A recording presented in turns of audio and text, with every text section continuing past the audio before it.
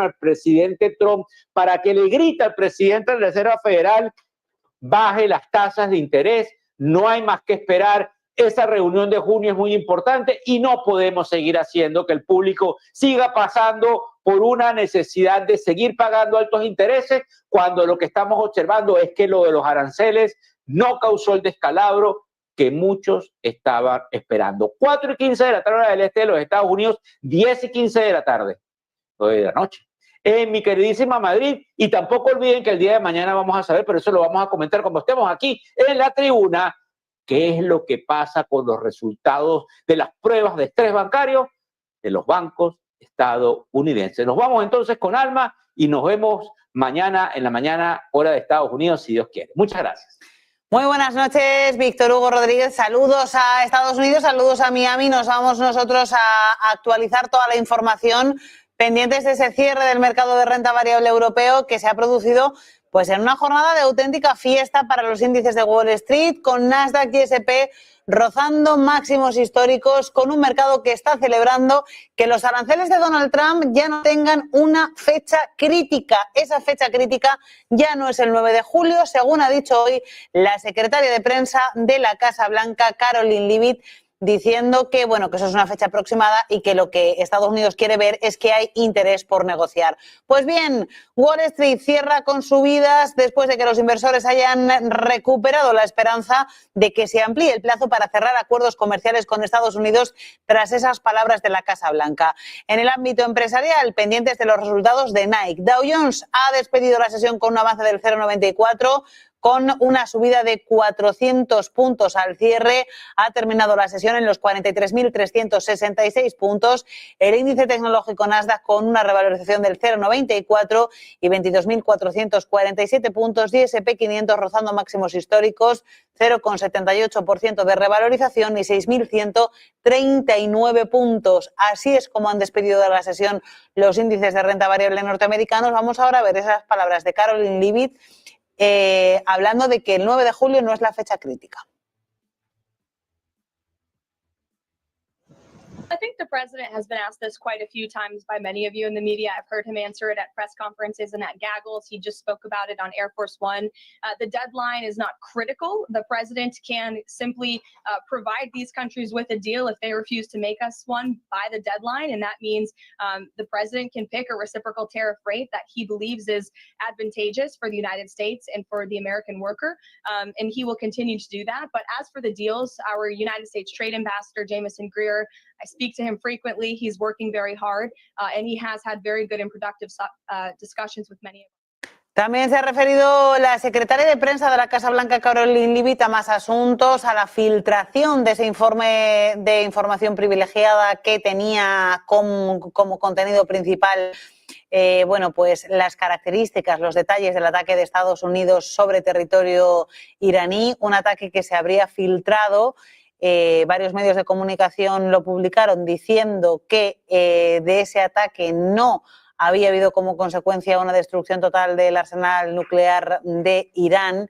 Y después de todo eso, Donald Trump acusaba de fake news a los medios y hoy la secretaria de prensa de la Casa Blanca ha confirmado que el FBI está detrás con una investigación para determinar quiénes son los responsables. Por cierto, Trump ha acusado al Partido Demócrata. Vamos a ver ese momento de Leavitt. Well, I'm not personally looking for the leaker. The FBI is looking for the leaker, so you'll have to ask them in the Department of Justice in terms of this investigation. But you know, leaking top secret classified intelligence is a crime, and people need to be held accountable for that crime. Can I just ask you about how you're going to be limiting intel to Congress? What would you say to lawmakers who say they have oversight privileges, they need this information? This administration wants to ensure that classified intelligence is not ending up in irresponsible hands, and that people who have the privilege of viewing this top secret classified information are being responsible with it. And unfortunately, clearly, someone who had their hands on this, and it was a very few people, few number of people in our government who saw this report, that person was irresponsible with it, and we need to get to the bottom of it, and we need to strengthen that process to protect our national security. También se ha referido la secretaria de prensa de la Casa Blanca, Karoline Leavitt, a la relación actual con Irán. Dice que Estados Unidos recordó a Irán el sábado que tiene la mayor capacidad armamentística, pero que su foco ahora mismo está enfocado en la diplomacia. Views the Middle East on its way to peace and prosperity.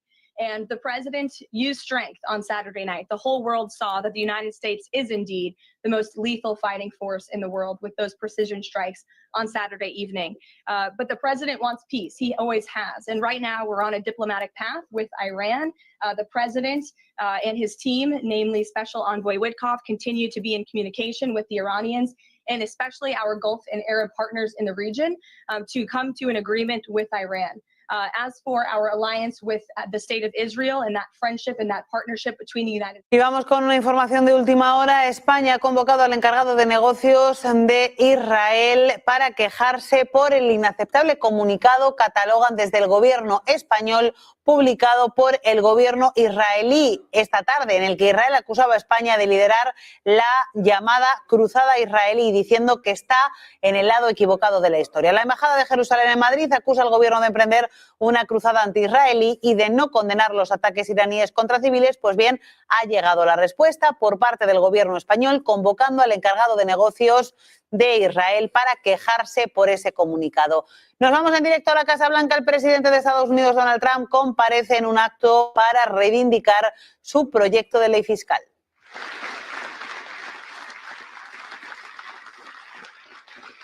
They actually said it would be very much harder to get this way, but it would be better. And the truth is, I think it worked out well because there's something for everybody. And I think in many ways, much better. We're delighted to be joined by Secretaries Marco Rubio, Scott Bessent, Pete Hegseth, Doug Burgum, Doug Collins, Sean Duffy, Howard Lutnick, Linda McMahon, Brooke Rollins, Scott Turner, Chris Wright. Wow, that's a hell of a group. I think that's the biggest group of cabinet members. That's the biggest group of cabinet, and we're not finished yet because we have our great Attorney General Pam Bondi here, U.S. Trade Representative, and he's working around 24 hours. We have one after another. Countries come. Everybody wants to be with us because we have the hottest country in the world. A year ago, we had a disaster on our hand. We had the coldest country, I think, by far. And now we have the hottest, the King of Saudi Arabia. When I was there, we brought back 5.1 trillion between Qatar, Saudi Arabia, and UAE. And all three said, great leaders, they all said to me the same thing. You know, it's amazing. In 4 months at that time, now it's getting to be close to 6. But in 4 months, they said, you have the hottest country anywhere in the world. It's not even close. And they thought we were dead a year before that. They said, I thought you were dead. The country was dead. And it was pretty close to it. But we have the hottest country in the world, so it's great. And Trade Representative Jameson Greer is very busy because, where are you, Jameson? Everybody wants to make a deal and have a part of it, right? I know you and Howard and Scott are working overtime, making deals with other countries. Remember a few months ago, the press was saying, do you really have anybody of any interest? Well, we just signed with China yesterday, right? Just signed with China. We have everybody. We're not going to make deals with everybody. Some we're just going to send them a letter, say, thank you very much. You're going to pay 25, 35, 45%. That's the easy way to do it. And my people don't want to do it that way. They want to do some of it, but they want to make more deals than I would do. But we're having some great deals. We have one coming up, maybe with India, very big one, where we're going to open up India. In the China deal, we're starting to open up China, things that never really could have happened. And the relationship with every country has been very good. And we also have OMB Director, who's very busy also. Russ Vogt. Thank you. Thank you, Russ.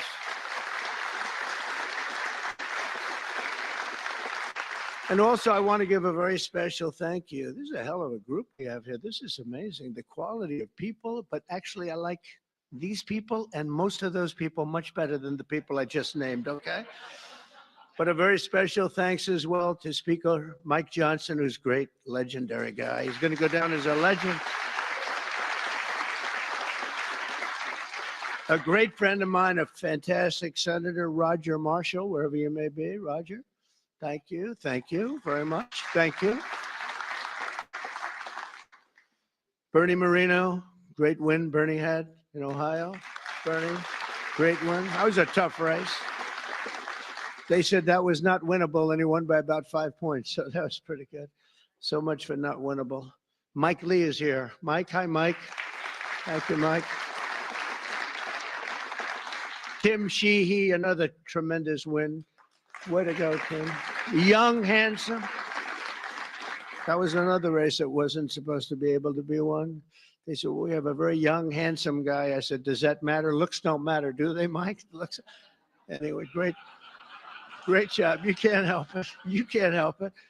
Great. That was a great race, along with Representatives Paul Gosar, Greg Murphy, Tom Kaine, Jen Kiggins, Rob Bresnahan, who's where is Rob? Stand up, Rob. Let me see you. Good.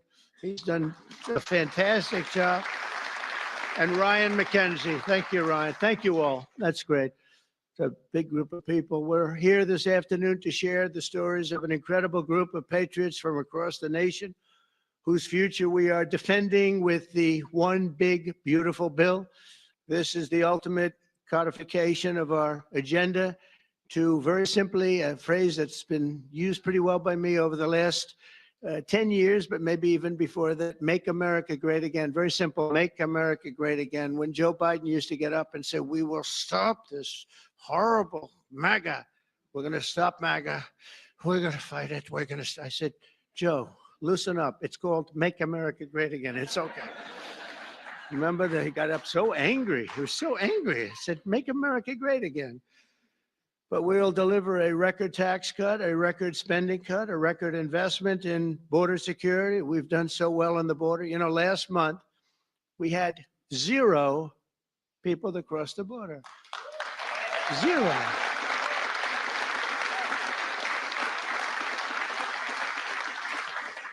So Christie and Tom Homan and some of the people, what a job you've done. But, you know, people forget about that. They don't care. The border's been fixed. I wanted to talk about the border 2 days ago at a big group. Sir, they don't want to hear about the border. Why? It's fixed. You know, it's the second time it happened to me. In 2016, I won on the border. I fixed it in about 3 months. It was beautiful. And they wouldn't let me talk about the border. Sir, nobody wants to hear about the border. But we're going to talk about it anyway. Right, Tom Homan? We're talking about it anyway.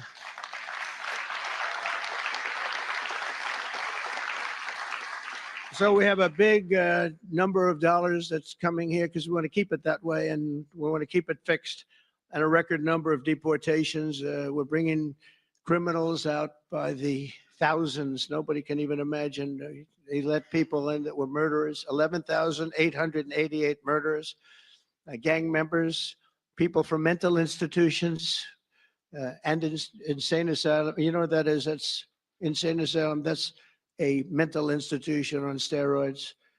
During the campaign, I talk about the late, great Hannibal Lecter. Do you know who that is, Hannibal Lecter? Silence of the Lambs. I'd talk about it and the fake news would go crazy. Why does he keep mentioning? Well, because we won in a landslide. That's why they don't want to have Hannibal in our midst. And the day I signed this bill into law, almost every major promise made in the 2024 campaign already will have become a promise kept. And that's very important. Promises made, promises kept.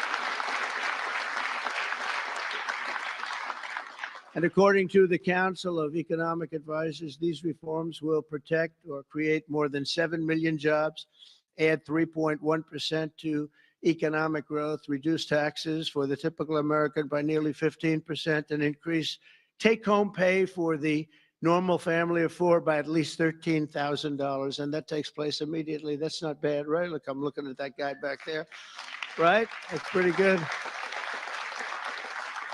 And if we had a person over at the Fed that would lower interest rates a little bit, that would be helpful too. It's hard to believe. This is on top of, you know, we have to fight this guy. He's not doing the job. Each point that he keeps it up is the equivalent of $300 billion. $300 billion. So if he lowered it to, it would save $600 billion. We have to work hard with cuts on that, right? That's a lot of cutting. And this guy could do it so easily. We don't have inflation. Well, we might have inflation. Yeah, and if you do, you raise the rate a little bit. That's okay. But we're going out because Biden gave us a lot of short-term debt. And given the short-term debt, he did us no favor. So I think what we'll do is we'll probably just extend the short-term debt and then go up, because I don't want to tie it up for 10 or 15 years at a high rate. But every point is it's really more, is 300 billion. So if we got it down to 1%, we're talking about almost $1 trillion in saving just with the stroke of a pen. No work, no missing anything, just like an accounting situation. Oh, Doug Collins, I just see Doug. Did I mention you, Doug? I don't think so. I'm glad I saw you. I'm glad that somebody's going to be in big trouble with you. They didn't write your name down, Doug. Somebody's in big, somebody's in, I got you. So we think of that, though. We save, and all you have to do, it's so simple. I'm explaining to this guy, and Biden extended him. That wasn't good. I'm explaining to him, you can do so much for our country. You could save $1 trillion just with a stroke of a pen. Just a little, the utterance of a sentence that we're going to be cutting. It's a shame. It's a shame. We're one of the highest. We should be the lowest. You know, with the United States of America, we'd have money coming in like at levels that they have never seen. I got a call the other day from the people in Congress because we're doing our bill. I didn't even tell you this, Mike, and they called. They said, there's something wrong with the numbers, sir.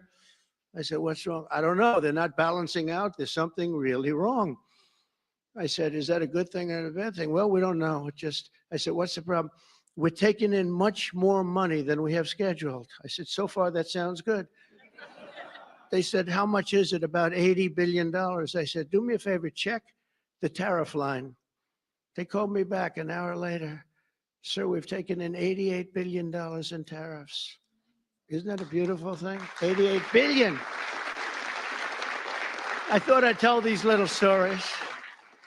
Go off script and tell these little stories, Scott, right? Because it does make it a little more interesting. Although my speechwriters have just gotten every award in the book. Vince, where are you, Vince? Good. Where are we? Where's Ross? He's gotten all these awards and I'm going off the record all the time. Where is he? He didn't show up to the speech. He wrote the speech. He didn't show. Well, that means he has confidence in me.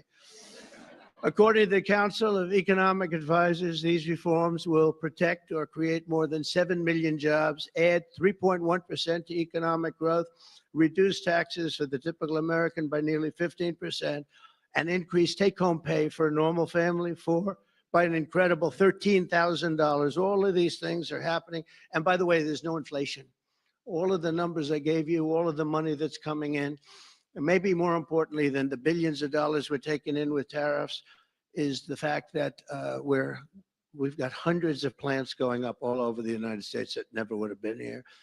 I was with Howard and Scott and Texas Instruments the other day, and the head of Texas Instruments, they're going to spend $60 billion in the United States. And he said, sir, please don't do it to me. And I looked at him, I knew exactly what he meant. He said, you mean tariffs, right? He said, that's right. If you ever get rid of those tariffs, you've cost me a fortune. They're all coming in because they don't want to pay the tariffs, and they're coming in at levels. And it only works for the United States because it doesn't work for other countries, but it works for us. We have a record investment. We have records and everything. And when these places open up, that's bigger than the $15 trillion that I'm talking about. You know, you don't see it right away. But bigger is the fact that they're all coming in, they're building their factories, the AI factories and the auto plants. We have auto plants, they're closing up in other countries. I don't want to specifically name the countries, but you know who they are. And they're coming into the US and they're opening up and building like nobody's ever seen anything like it. I don't call it a miracle. I call it, this should have been done 40 years ago. We would have never lost our auto. We lost 50% of our auto industry to China, Mexico, Canada, and various other countries. Should have never happened if you had a president that said, we're going to charge you tariffs. You're not going to build next to us. Send it in and take away our jobs. If you would have said 25, 50, or 100% tariff, not one company would have left. But they weren't business people. They were politicians, not very good ones and some good ones, but some really not good at anything, to be honest with you.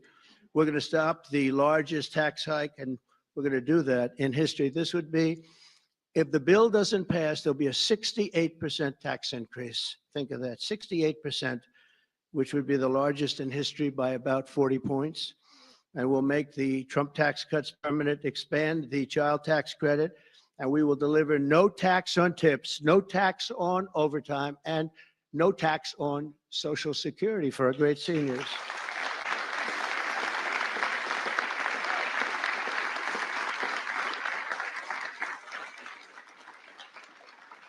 Among the countless citizens who will benefit from these tax cuts is Malachi Krzyzewski, a devoted mom and DoorDash driver from Ripon, Wisconsin, who uses her tip income to support her son. Just think of that, no tax on tips. And it was a very big problem. I was at a dinner in my beautiful building in Las Vegas, and unrelated to this, and I said, what's going on? I will never say good-looking waitress because looks don't matter anymore, you know, in our modern society. She happened to be beautiful, but I won't say that.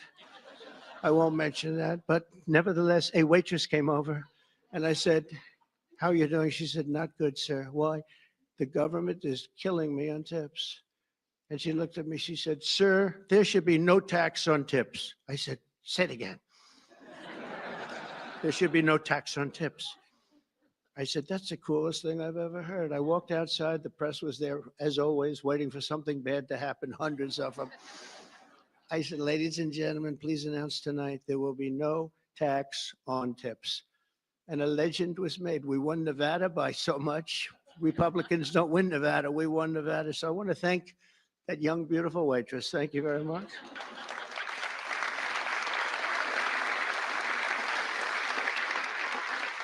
But with no tax on tips and other cuts, this bill will save Malachi thousands of dollars per year, enabling her to achieve her goal of visiting every U.S. state with her son. She wants to visit every state by the time he's 18 years old. So, Malachi, it sounds to me like you're off to a fantastic start. And where are you, Malachi? Where are you?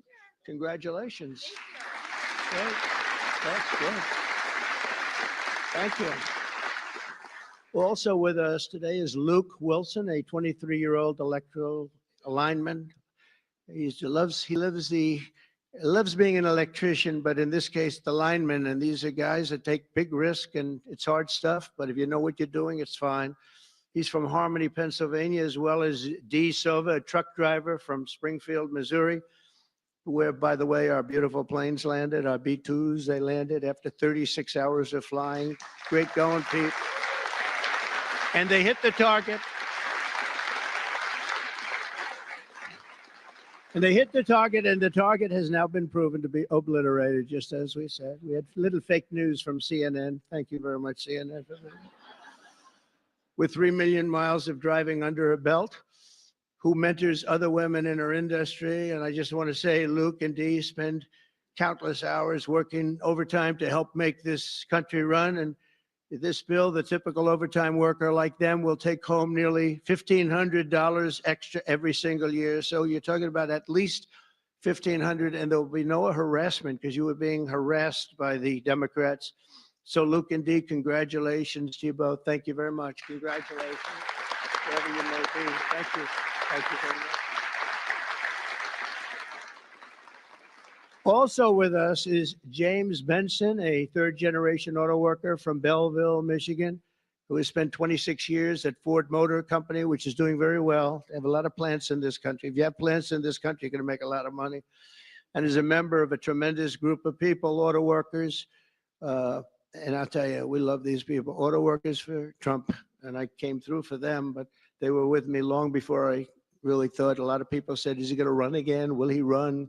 They've always been with me, the auto workers. James was a lifelong Democrat until 2017, when he saw the benefits of our tax law, and he also liked Trump. Now, sometimes they can like the law, but if they don't like the candidate, it's not going to matter, right? Is that right, Marco? Marco knows, because he has been one hell of a great Secretary of State, right? Stand up, Marco. Everybody respects Marco, right? True.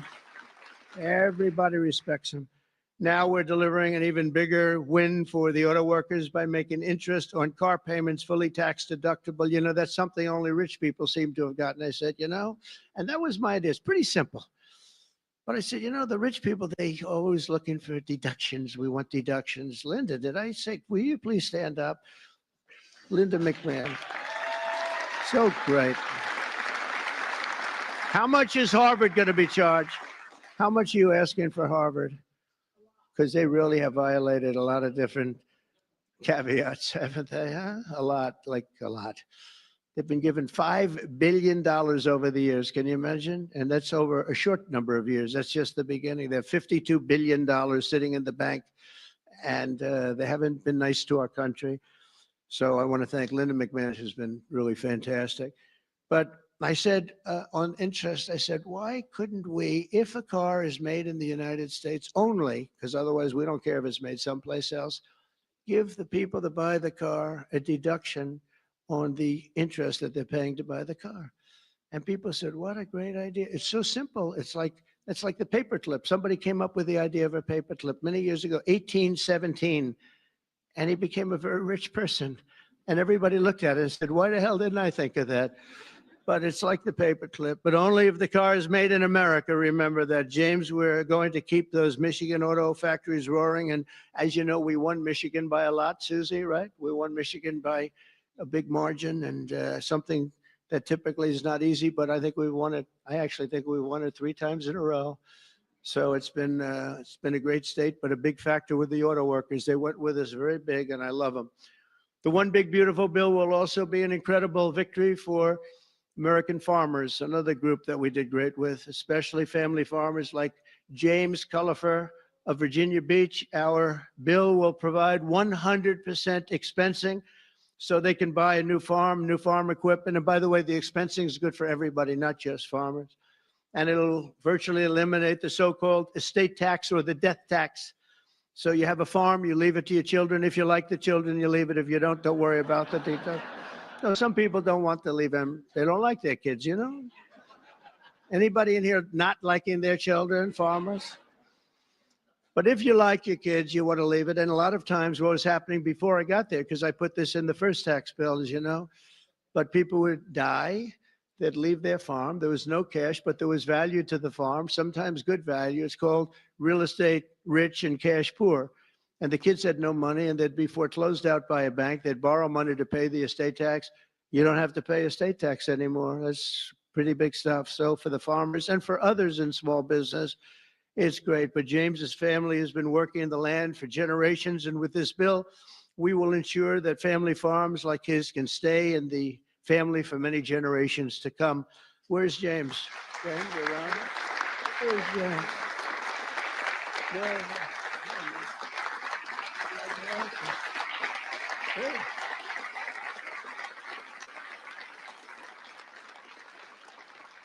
That's great. And you know what I mean, James, right? People pass away, they love their kids or whoever they're leaving, but they love their kids especially. And you won't have the family farmer anymore the long time because they were losing them to the banks, and they were losing them at record numbers. Not going to happen anymore. There's no tax. We're also going to empower American parents by expanding opportunity scholarships to provide school choice. School choice is a big deal.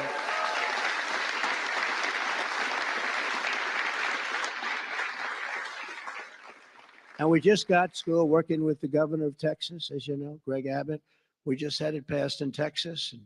And I know about that. Somebody said, yeah, that was a big deal. They've been trying to get it for 9 years. And they asked me if I'd call the legislature, Republicans in the legislature, and I did. And I gave them a pep talk, and everybody voted for it. First time. They were shocked, but they never asked me to call them before. This was the first time, and they got it passed, right, Susie? It was amazing.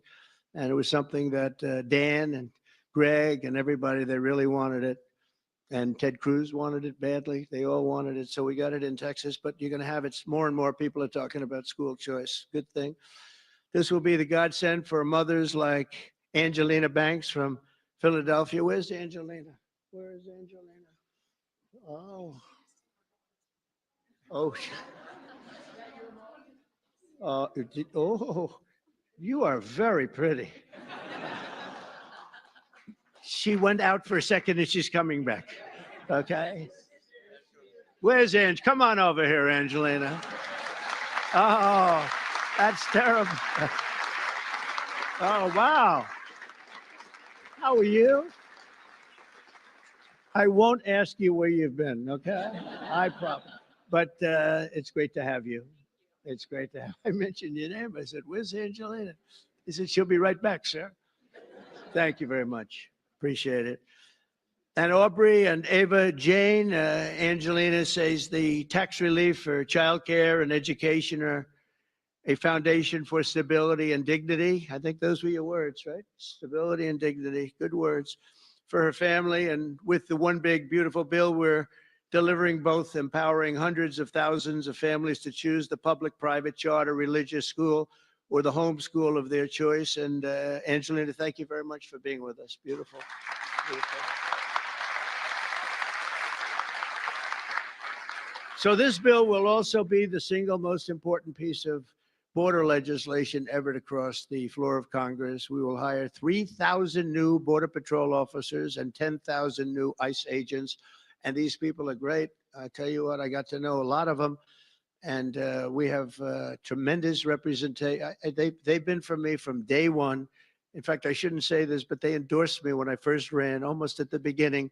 And they weren't sure if they were allowed to endorse me. And they said, "We don't care, we're endorsing you." But they were great, and they've been my friends ever since. But think of that. So we're going to hire 3,000 new Border Patrol officers, 10,000 new ICE agents. And, you know, these ICE guys, they go into war zones, and they're tough, and they love our country.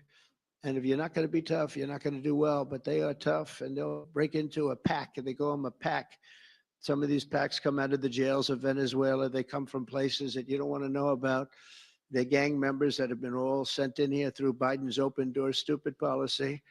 The dumbest policy, I think, well, we have a lot of dumb policies, but the worst, I think, is open borders, where anybody comes into our country totally unvetted, totally unchecked. And they're drug dealers, and they're people that we don't want them. And they're murderers, you know, they're murderers. I told you, over 11,000 murderers. They're in here. 50% of those, by the way, murdered more than one person. And they came in, no check-in, no anything. It's so sad what that man has done to this country. We should never forget it, okay? We should never, ever forget it. With that whole group of people, I don't even think it was him. He didn't believe in open borders. He didn't believe in men playing in women's sports or transgender for everybody. But what that group of people has done to this country will never, ever, I don't think we can ever allow history to forget it. What they've done to us is so sad. We're going to fully fund the final sections of border wall, impose a new remittance tax on money sent back to foreign countries, and dramatically increase deportations to a bare minimum of 1 million illegal aliens per year. And what we're doing is we're really going after the criminal aliens, of which we have plenty to work with. People say, well, that's a lot, isn't it?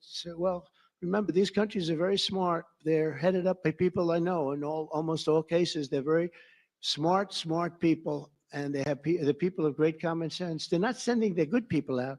They're sending the bad people out, and they put them into caravans. I think I came up with that name, but somebody did. It's a great name, a caravan. Thousands, and sometimes as many as 30,000 people walking right into our country. Again, last month we had none. Think of that. It's almost, people say it's almost impossible. But they come in, and at a minimum, they're not people that work very hard. They're people that are on welfare.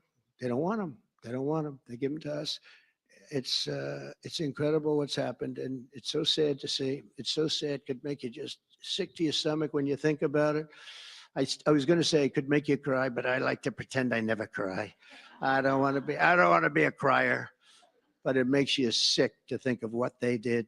What they did to us is just sick.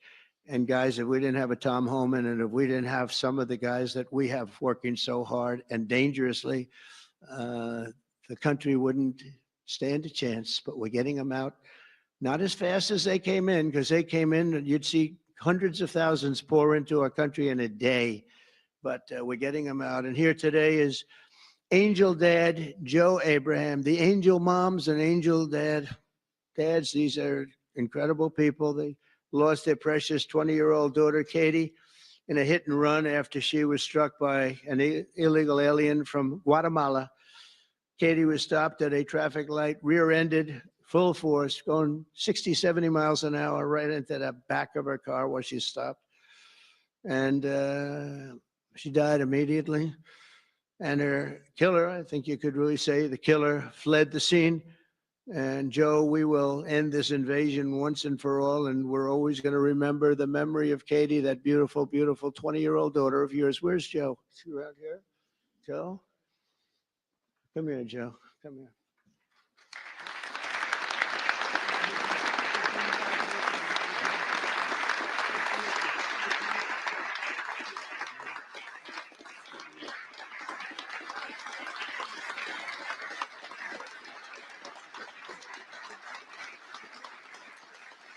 Ah, boy, oh boy, oh boy.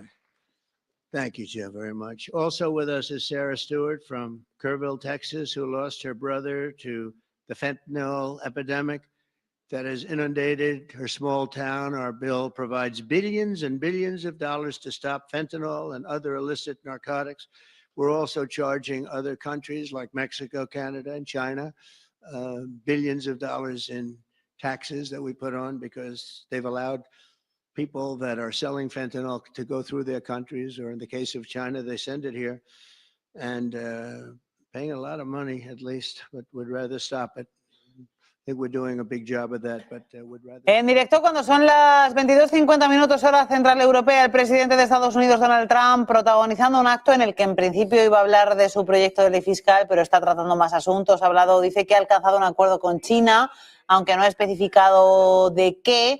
También ha dicho que China se está abriendo al comercio internacional, tal y como Estados Unidos pedía, y ha vuelto a cargar de forma contundente contra el presidente de la Reserva Federal, contra Jerome Powell. Ha dicho: tenemos que luchar contra este tipo para que bajen los tipos de interés. Todo después de que en las últimas horas el presidente de Estados Unidos haya puesto sobre la mesa incluso la idea no de destituir a Powell, pero sí de designar a su sucesor mucho antes de lo necesario, ya que el fin del mandato de Powell al frente de la Reserva Federal llegará en mayo del año 2026. Vamos a ver ese momento en el que Trump dice: hay que destituir a este tipo, tenemos que luchar contra este tipo, en palabras refiriéndose al presidente de la Fed, a Powell.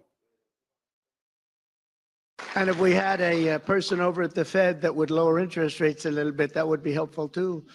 It's hard to believe. This is on top of, we have to fight this guy. He's not doing the job. Each point that he keeps it up is the equivalent of $300 billion. $300 billion. So if he lowered it to, it would save $600 billion. We have to work hard with cuts on that, right? That's a lot of cutting. And this guy could do it so easily. We don't have inflation. Well, we might have inflation. Yeah, and if you do, you raise the rate a little bit. That's okay. But we're going out because Biden gave us a lot of short-term debt. And given the short-term debt, he did us no favor. Continúa en directo esa rueda de prensa, ese acto que está protagonizando el presidente Trump. Vamos de nuevo con él.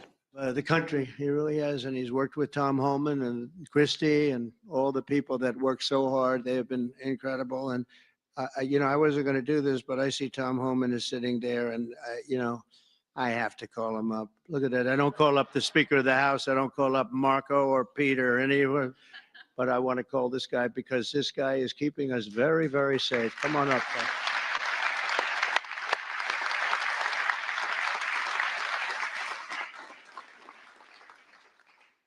Well, look, I think this issue of the big, beautiful bill should be nonpartisan.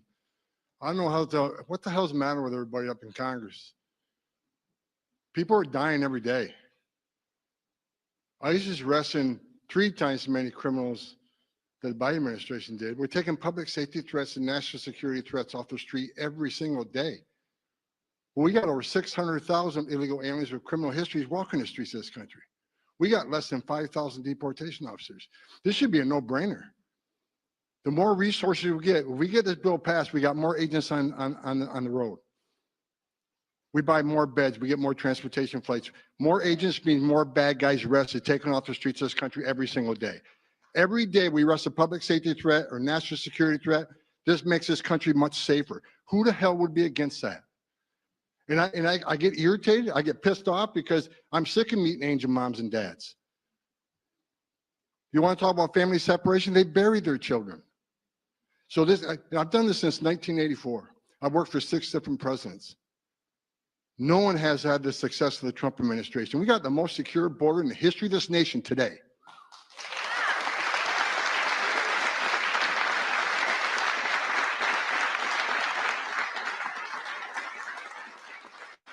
But we need more border wall. Border walls save lives. Women and children can't get over that wall, which means they go to a place where there's not a wall. And what's waiting on them? The men and women of the border who take care of the humanitarian needs and save their lives. We already got fentanyl seizures down half. Fentanyl seizures should be 100%. We should have 0 fentanyl coming to this country. We need money to help secure that border at a higher level. Stop the fentanyl from coming in. Stop the sex trafficking of women and children. Stop the known inspected terrorists coming across that border. Right now, I was looking at the stats today. ICE is arresting a record number of known suspected terrorists in this country, along with the FBI. With more money, we can arrest more of these people, make this country safer. This is a nonpartisan issue. Let's make this country safe again. So to the Democrats and the Republicans and the independents, I don't care who you're from, pass the bill so we make this country safe, so we can stop the violence against ICE officers. Let's make this country safe again. And without that bill, it's going to be a hard road. We got a lot of people to look for, a lot of people to arrest, a lot of national security threats we know are in this country. We need to find them. We need more money to do that. We need more agents to do that. For God's sake, let's pass this bill and get this done.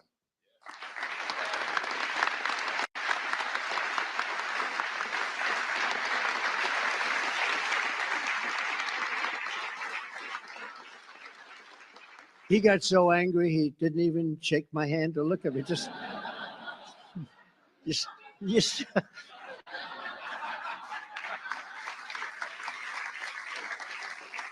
But he's right. He's right. And we have no money for the border if we don't pass this bill. We have virtually nothing. And so we're going to get it done for you, Tom, and for all of the people that have worked with you. It's been amazing, the job you've done. And just in finishing, look, this is the largest tax cut in the history of our country. They want to give you, the Democrats want to give you the biggest tax increase in the history of our country. They have things, whether it's border or economic development or no tax on tips and Social Security and no tax on overtime and all these different things. There are hundreds of things here. It's so good. And we're going to also cut costs. We're cutting $1.7 trillion in this bill, and you're not going to feel any of it. And your Medicaid is left alone. It's left the same.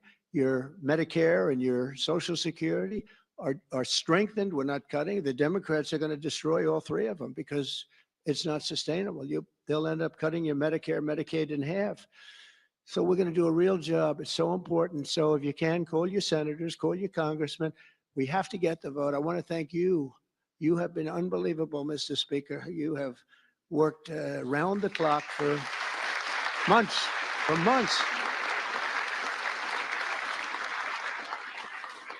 And, you know, I shouldn't say this, but we don't want to have grandstanders where 1 or 2 people raise their vote. We don't know. And they do it to grandstand. That's all. Not good people. They know who I'm talking about. I call them out. But we don't need grandstanders. We have to get our country back and bring it back strong. And our country is going to be stronger, bigger, better than ever before. We're going to make it better than ever before. And that's despite the bad hand that we were dealt 6 months ago. We were dealt a really bad hand. We were dealt a sick hand. It's unbelievable. You know, when I came back yesterday, as you know, I made a big trip to a place where we had 28 countries represented, and we did something that's never been done. They've raised the number of money, the amount of money that they've been to $1 trillion a year, and that's for world safety. But they all asked me the same question. They said, how could you have allowed this to happen to your country? I said, I didn't do it. But they said, how could you allow people to pour in? They don't understand it. They all have borders. They have fences, they have walls, or they have just strong people standing there. You can't do it. And they said to me, you know, it's amazing that they allowed these things to happen. And it's amazing, too. I agree. You know, as a business guy, I always like to understand where the other side's coming from. What do they want? What do they get? And, you know, you can make good deals based on understanding the other side.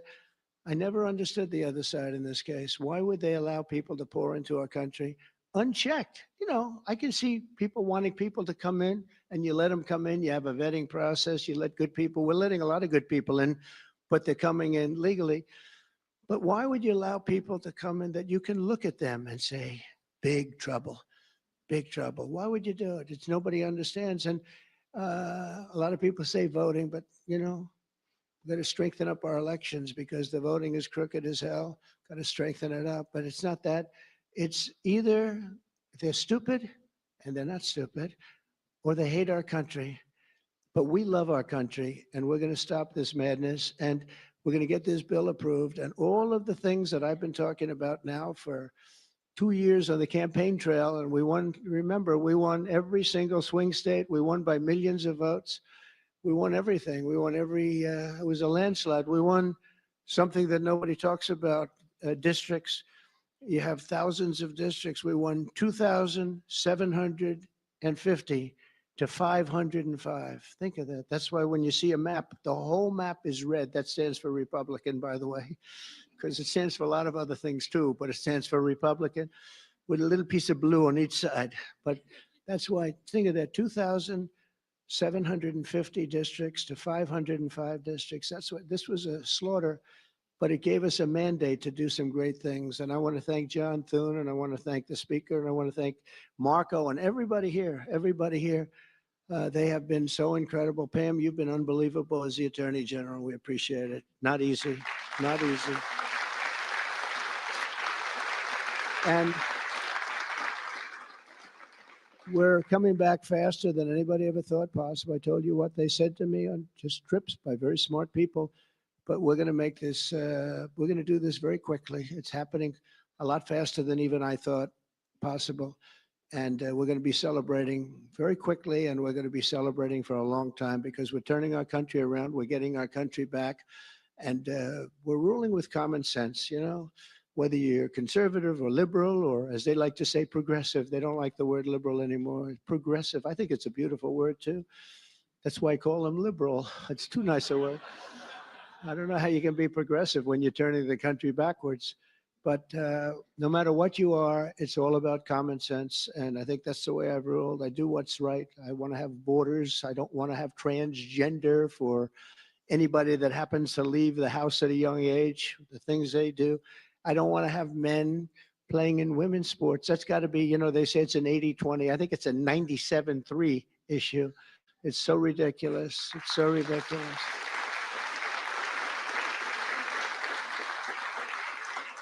There was a long distance race the other day, or at least reasonably recently, and they had a top man and they had top women, but it was a woman's race, and the man entered. He happened to be transitioned. Isn't that lovely? And he entered the race, and he beat the champion woman by 5 hours and 14 seconds. 5 hours, that's a lot. Think of it, you're waiting 5 hours for your beautiful daughter to come in. Come on, baby, let's go. You can do it. He won by 5 hours and 14 seconds. It is crazy, and it's so demeaning, and they don't want to change. I see it the other day. Guys like Schumer, our great Palestinian senator, this guy, no, he's changed. He used to like Jewish people. Now he's totally against Jewish people. It's the most incredible transformation I think I've ever seen. But who would allow this to happen? In other sports, the same thing. Try the weightlifting numbers someday. You want to see some big differences. In a million years, the women will never catch these numbers. It's not going to happen. And it's very demeaning to women. And I don't like it when it's demeaning to women. So we're turning the country around fast. We love you all. Thank you very much. And good luck. Thank you.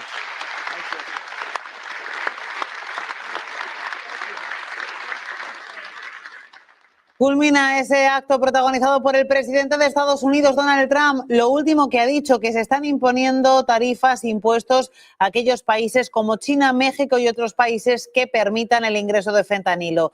También ha dicho que Ford y otras empresas con plantas en Estados Unidos ganarán mucho dinero y, sobre todo, dura acusación, duro ataque contra el presidente de la Reserva Federal, contra Powell. Tenemos que luchar contra este tipo. Sería útil que la Fed bajara los tipos de interés. También ha anunciado un acuerdo firmado ayer con China, pero no ha concretado en clave de qué. Así es como termina este discurso ofrecido por el presidente de Estados Unidos, Donald Trump. Así es como termina la programación hoy en Negocios Televisión. Pero no se preocupen, que mañana estamos con ustedes de nuevo. Muy buenas noches.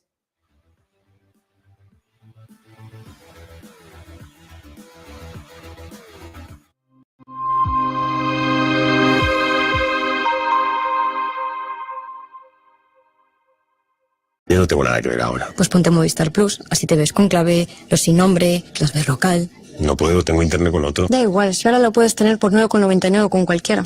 O dicho de otra manera, suelto. O dicho de otra manera, sin cambiar de compañía. O dicho de otra manera, por libre. Ahora Movistar Plus sueldo. O dicho de otra manera, te lo pones y lo ves.